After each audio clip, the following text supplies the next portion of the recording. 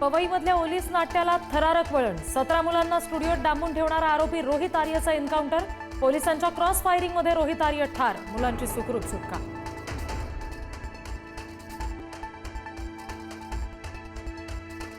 उद्धव ठाकरे यांना भीमा कोरेगाव आयोगाची कारणे दाखवा नोटीस.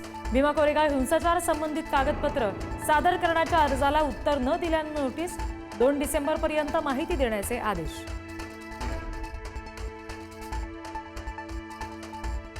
निवडणूक आयोगाविरोधात उद्या राज्यातील विरोधी पक्षांचा सत्याचा मोर्चा. मोर्चाची जय्यत तयारी सुरू.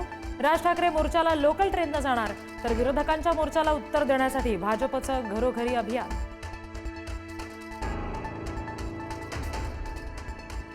मनसेच्या मेळाव्यात ईव्हीएम घोळाचा डेमो. ईव्हीएमकडे दुर्लक्ष कराल तर हातात केळं येईल.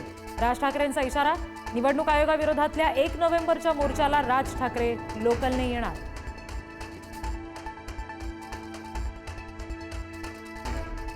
मतदार यादीतील घोळ संपता संपेनात. आता एकाच मोबाईल नंबरवर सापडली 288 मतदारांची नोंदणी. नवी मुंबईमधील कोपरखैरणे सेक्टर 2 मध्ये आढळली मतदारांची नोंदणी.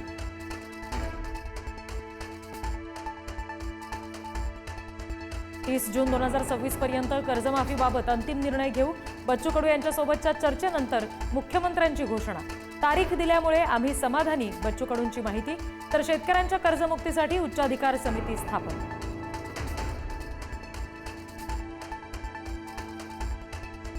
बच्चू कडू यांच्यासह 2,500 आंदोलकांवर गुन्हे दाखल. राजू शेट्टी, महादेव जानकर, रविकांत तुपकर यांच्यावर सुद्धा गुन्हे दाखल. वाहतूक रोखल्यामुळे लोकांची गैरसोय झाल्याचा ठपका.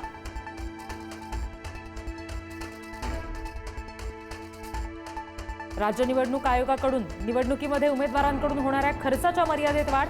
मुंबई, पुणे, नागपूरमधील उमेदवारांना 15 लाखाची मर्यादा, तर ठाणे, नाशिक, पिंपरी चिंचवडमधील उमेदवारांना 13 लाखांची मर्यादा.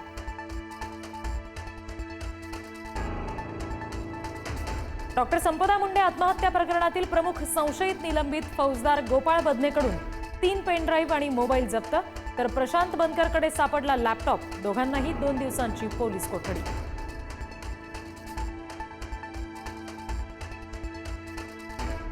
आगामी कुंभमेळ्याच्या पार्श्वभूमीवर नाशिकमधील रामकुंड, गोदाघाट परिसरातील धोकादायक ठिकाणांचं होणार ऑडिट.